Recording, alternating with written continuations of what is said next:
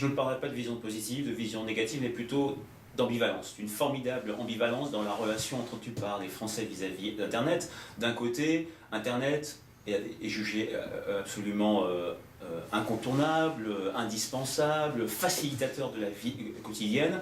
De l'autre, et un sondage que nous avions fait l'avait récemment révélé, Internet est perçu comme un outil dérangeant, voire dangereux, et là se niche de véritables fantasmes, notamment pour la protection des enfants, et pour deux éléments, la gestion de ces données personnelles en ligne et sa e-réputation.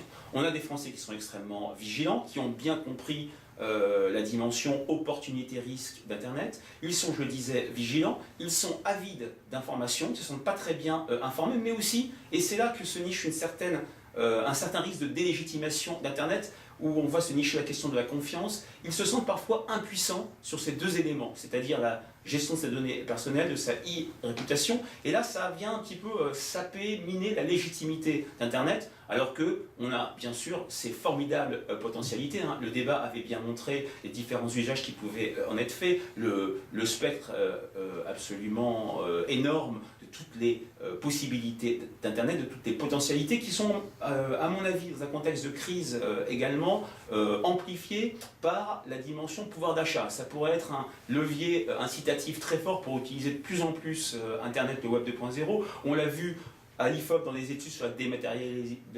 dématérialisation, on l'a vu sur des questions de santé, sur le dossier médical personnalisé, même si sur chacun de ces aspects, sur chacun de ces potentialités que permet Internet, on voit se nicher, on voit rester des craintes très fortes sur les dimensions dont on vient de parler, confidentialité, gestion de ces données personnelles. C'est ce qui me fait dire à l'issue de ce débat, sur un sujet par rapport à lequel je n'étais pas spécialiste, qu'on se trouve peut-être à la croisée des chemins.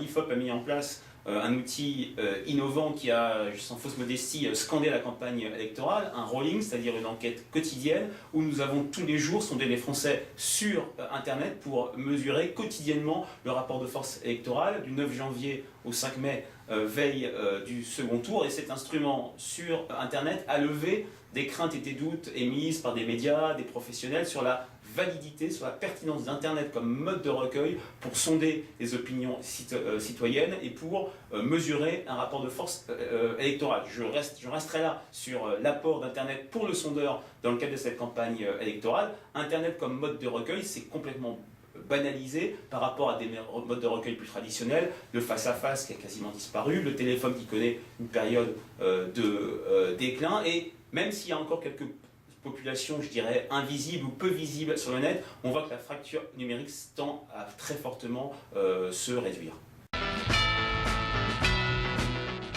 Alors pour moi, Babel 31, comme je te l'avais dit, j'ai voulu aller voir votre site qui est en ce moment en réparation et en phase d'optimisation, mais j'ai été très intéressé par votre logique, par votre dimension affinitaire, c'est-à-dire cibler des communautés en fonction de leur identité pour essayer de cerner leurs attentes et leurs besoins. Alors on voit que ça s'inscrit en complémentarité, rupture par rapport au métier du sondeur. Complémentarité dans les approches marketing. De plus en plus, l'IFOP a recours à des communautés pour cerner les besoins de populations homogènes, même sans parler de modes de recueil innovants que sont les communautés. Qu'est-ce que c'est qu'une enquête qualitative? C'est de manière réduite, cibler un groupe de population homogène pour cerner ses besoins, ses attentes, et donc c'est peut-être l'ancêtre, si je puis dire, ou un sorte de précurseur de cette logique affinitaire. Maintenant, du point de vue du sondeur, du point de vue